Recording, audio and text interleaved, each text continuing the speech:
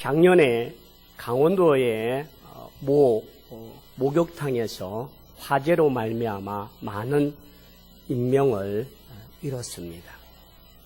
그 가운데는 정말 오랜 목회를 하셨던 목사님과 또 그 목사님 밑에서 부목사로 있다가 개척했던 목사님 두 분도 함께 안타깝게 그 목욕탕에서 돌아가셨습니다.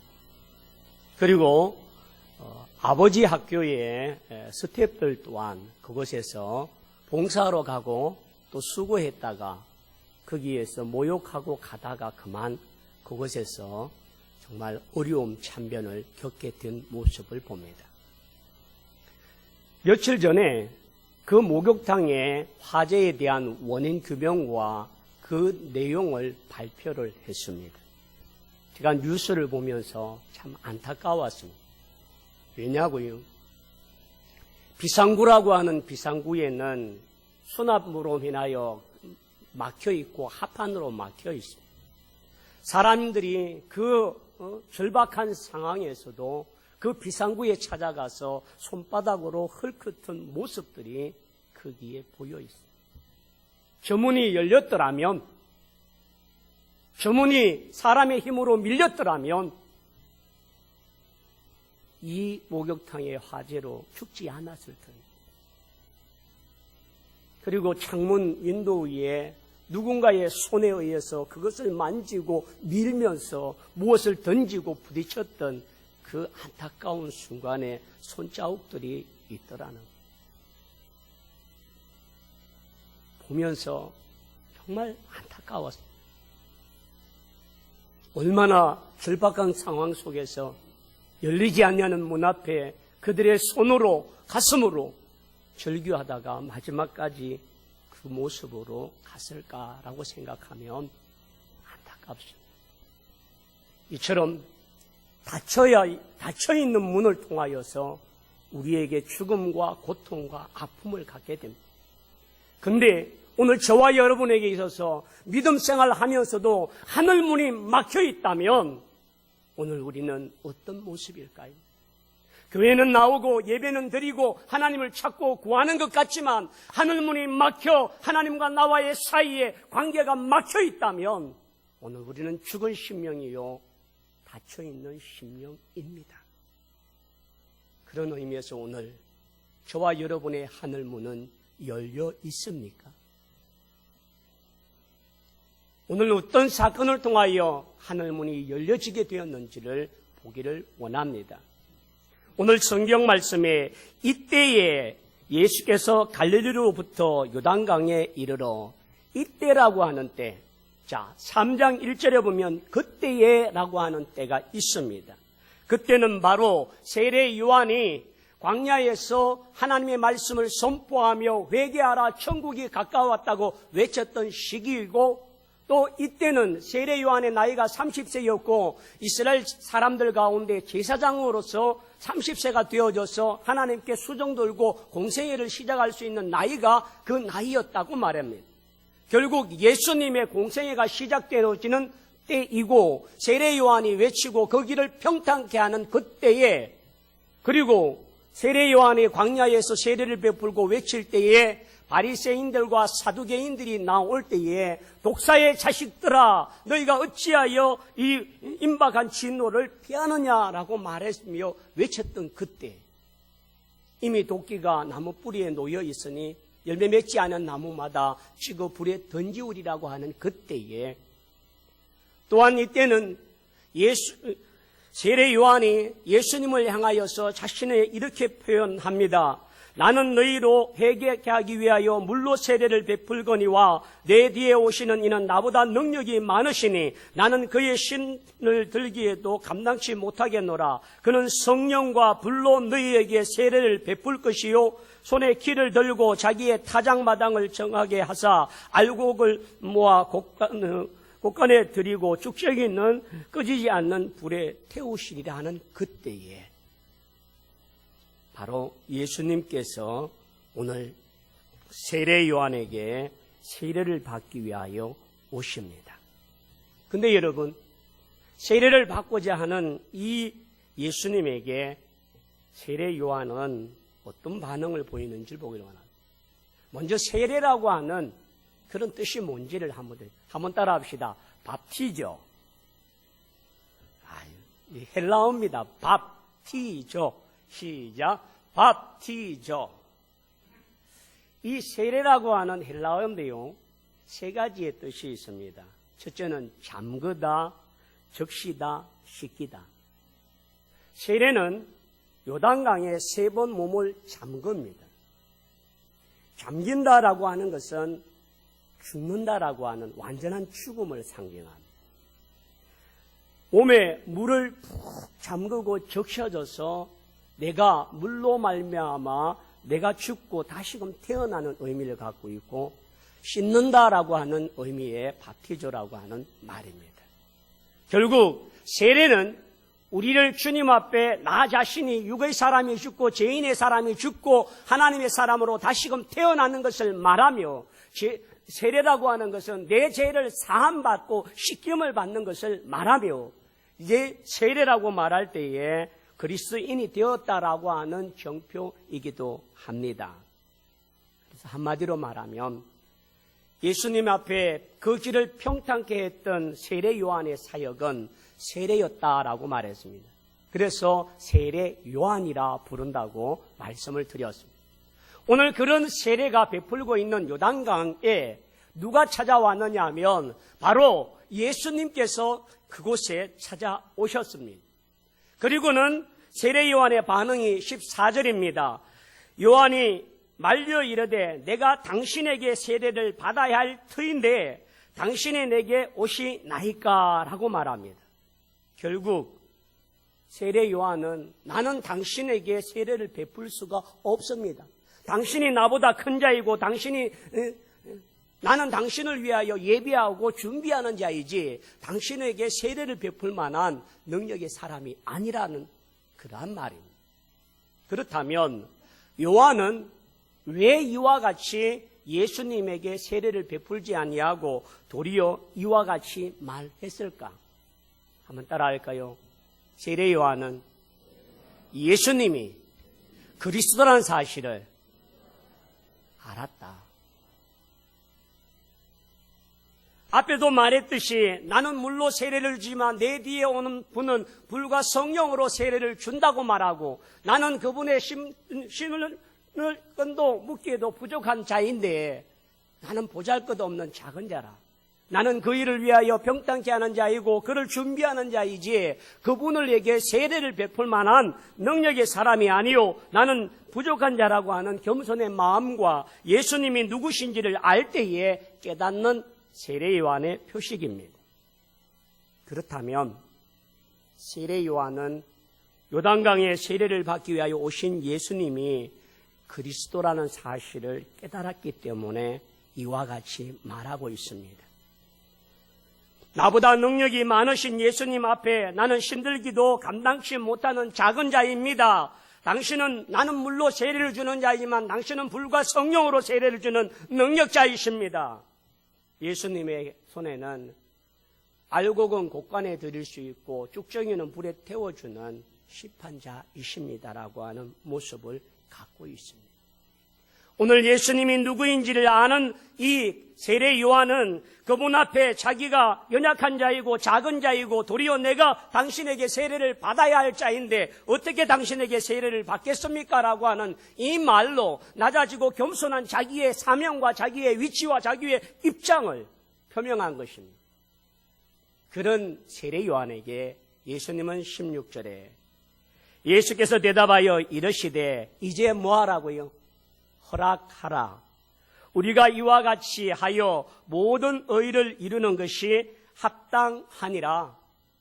허락하라고 하는 말은 이와 같이 하나님 앞에 이 당신의 사명을 감당하라는 말이요, 내게 세례를 베풀라는 말이요, 그 세례를 말미암아 나를 통하여 이와 같은 모든 율법의 의를 이루는 것이 되기를 원한다는 것입니다. 여러분, 모든 인생은 원죄를 갖고 있습니다. 원죄를 갖고 있는 우리 모두가 예수 그리스도를 믿음으로 말미암아 죄사함을 받고 적심을 받고 깨끗함을 받아야 하는 존재가 저와 여러분입니다. 그러나 예수님은 죄가 없는 분이십니다. 그럼에도 불구하고 예수님이 세례 요한에게 세례를 받으시고자 하는 이유가 뭐냐는 모든 의를 이루기 위함이다. 당신의 공생애를 시작하는 하나님의 의를 드러내는 선포의 자리이고 하나님의 임재를 통하여서 오늘 이 성경 본문 말씀 16절과 17절 속에는 하나님 예수님께서 세례를 받는 그 시간이 성부와 성자와 성령의 하나님께서 한 시공간 안에 유일하게 머무시는 곳이 바로 이 성경입니다. 오늘 하늘이 열리고 하나님이 성령의 비둘기같이 내려 자기 위에 임하심을 보시더니 여러분 하늘에서 하늘문이 열리고 17절 말씀에 보면 내 사랑하는 아들이요 내 기뻐하는 자라 하시니라. 오늘 우리 인사를 내 사랑하는 아들이라 내 사랑하는 딸이라고 했습니다. 이것이 어디서 난 소리라고요? 하늘로부터 하나님에 의해서 세례를 받고 일어서는 그 주님에게 외쳤던 하늘의 소리입니다.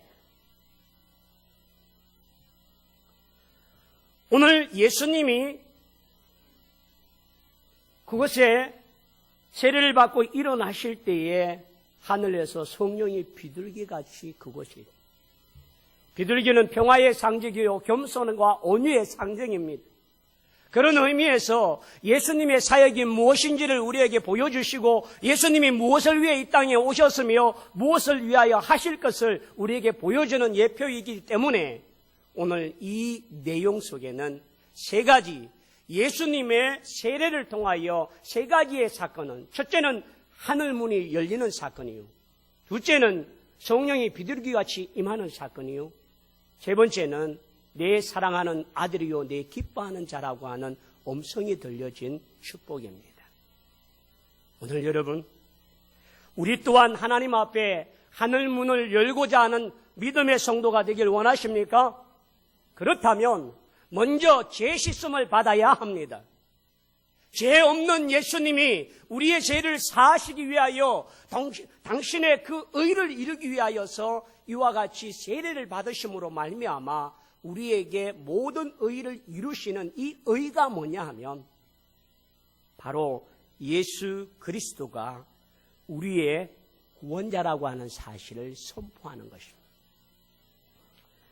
예수님께서 오늘 이제 이 법을 지킴으로 말미암아 예수님께서 율법을 폐하러 온 자가 아니라 율법을 완성케 하는 자인 것을 사실을 보여주십니다. 예수님의 세례를 받으심으로 말미암아 이제 예수님의 공적인 생활이 시작되어지고 메시아로서의 시작을 하시는 때가 되었다는 사실을 선포하는 것입니다. 그리고 모든 의를 이루려 함이라라고 15절에 말씀하셨는데 이 의는 이제는 말라기 시대부터 세례 요한에 이르는 이 중간기 시대에 모든 흑암의 권세와 하나님의 예언과 묵시와 말씀이 중단되었던 그 시간에 사단이 지배하고 사단에 의해서 사람들이 짓눌려 살며 자기 소견대로 살았던 그들에게 사단의 결박을 선포하는 때입니다. 그리고 예수 그리스도를 말미암아 이제는 세상이 구원받는 길이 열렸다는 사실을 선포하는 일이요 그로 인하여 예수 그리스도가 최후의 승리자가 될 수 있음을 베푸는 것입니다. 그러므로 세례를 베푸는 것이나 세례를 받는 것이나 모두가 다 하나님의 의를 이루는 것이요 하나님의 영광이 드러나는 줄 믿습니다. 이제 곧 4월 달에 부활절을 앞두고 우리가 성례주의를 할 것입니다. 그때 성찬식을 함께하고 세례를 베풀 것입니다.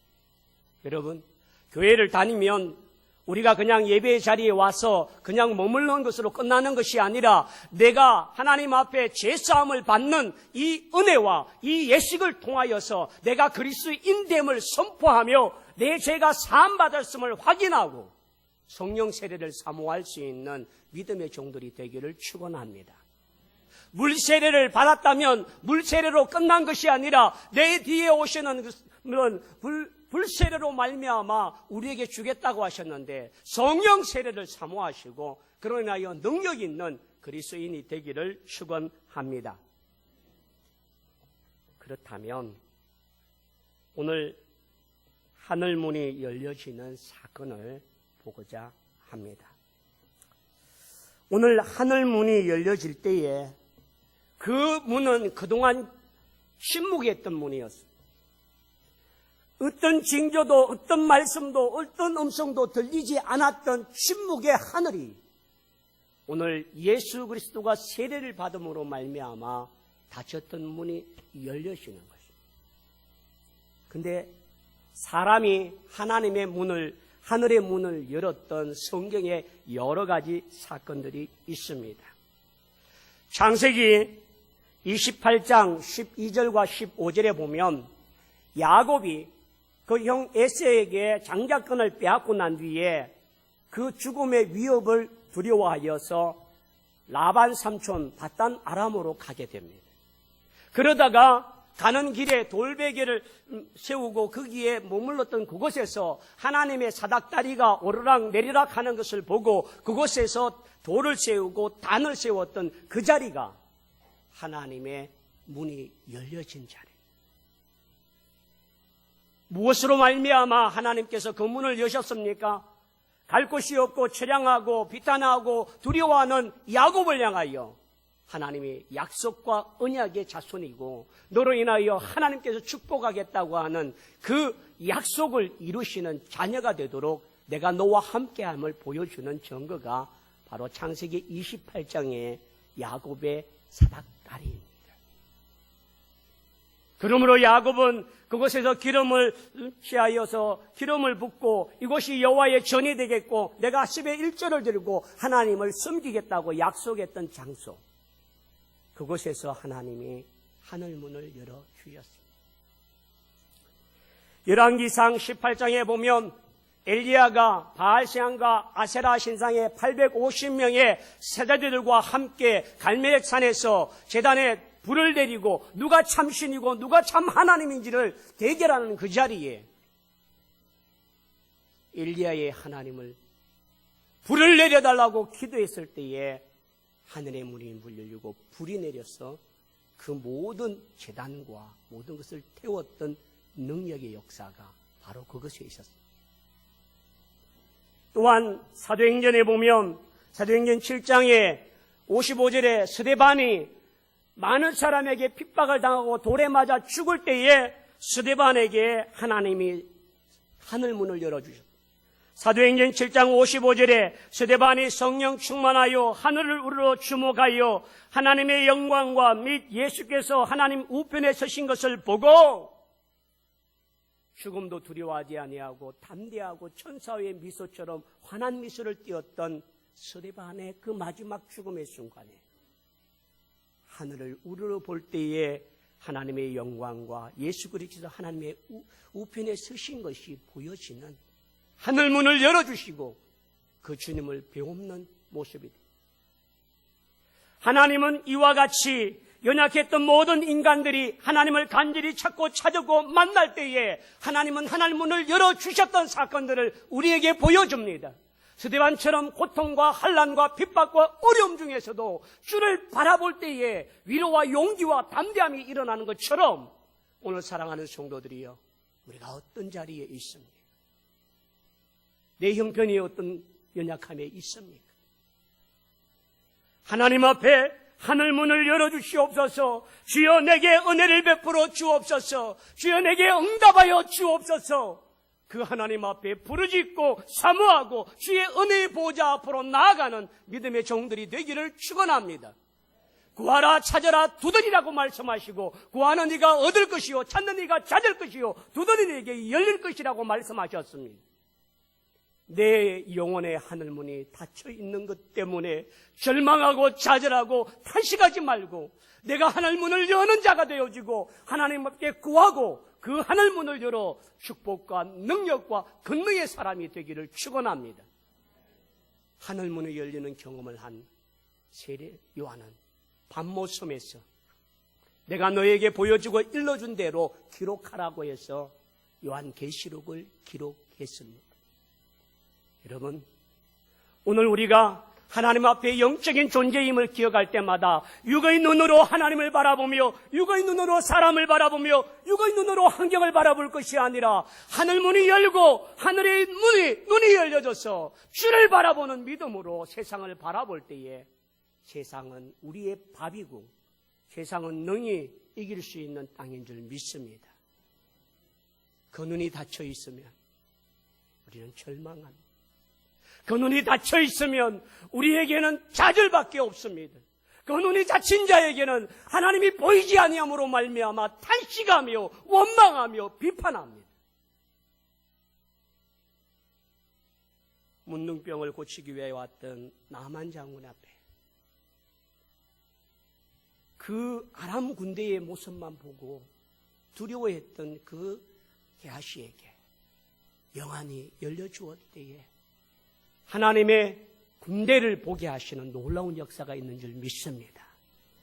오늘 우리가 이 시간 내 죄를 사함받고 예수 그리스도로 말미암아 내게 하늘문을 열어주시는 은혜가 있기를 축원합니다. 두 번째는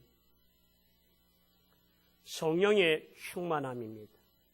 성령이라고 비둘기같이 하나님께서 성령을 비둘기같이 내려 자기 위에 임하심을 보시더니 비둘기가 날아오시는 거죠.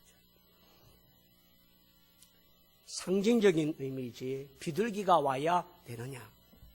그러면 역전의 앞에나 공원에 가면 성령이 막 떼거지로 날아다닙니다. 비둘기가 성령이라면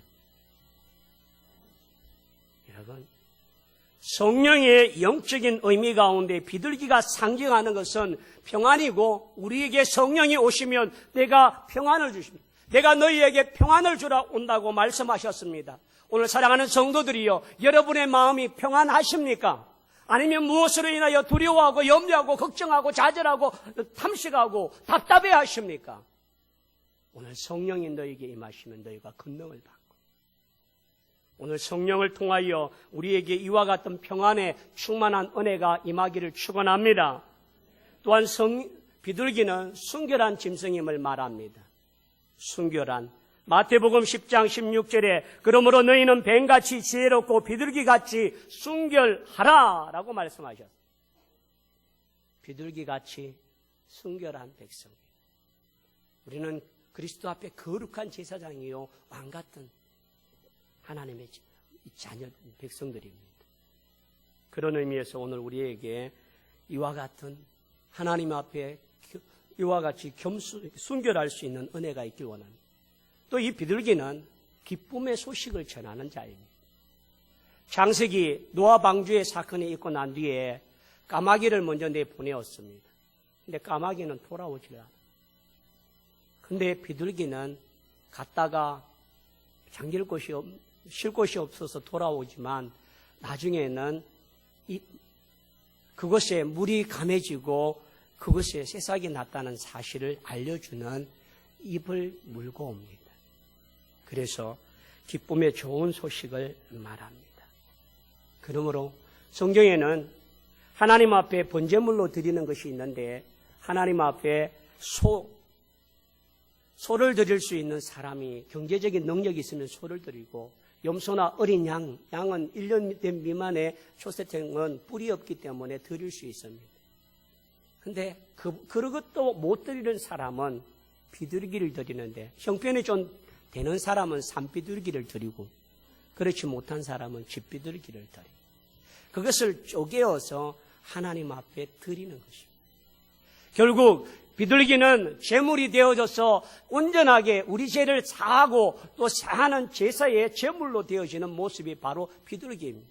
예수 그리스도가 오늘 이 땅에 우리의 산제물이 되시고 보라 세상 죄를 지고 가는 어린 양으로 오신 주님이라는 사실을 보여주기 위한 정표이기도 합니다. 그리고는 하늘에서 소리가 있어 내 사랑하는 아들이라 내가 기뻐하는 자라라고 하는 하나님의 음성을 통한 인정을 통하여 예수 그리스도가 우리의 구주이시고 메시아임을 보여주는 증거가 된 줄 믿습니다. 오늘 사랑하는 성도들이여, 우리가 초두의 인사로 나누었던 너는 내 사랑하는 아들이요 너는 내 사랑하는 딸이라고 하는 이 음성이 우리 옆에 있는 성도님이 나를 향하여 불러진 음성이 아니라 하늘문을 여시고 성령의 비둘기같이 임하시는 능력과 함께 우리 모두에게 임하시는 하나님의 음성이 되기를 원합니다. 하나님께서 이는 내 사랑하는 아들이요 내 딸이요 내 기뻐하는 자가 되는 놀라운 은혜로 위로와 힘을 받고 담대하여 날마다 하늘문을 여는 그 일로 하나님께 기도하고 하나님과 교통하고 하나님과 만남을 통하여 믿음의 영적 승리자가 다 되기를 축원합니다. 우리 그런 의미에서 다 함께 일어나셔서 우리 모두 함께 기도를 통하여 하나님께 나아가길 원합니다.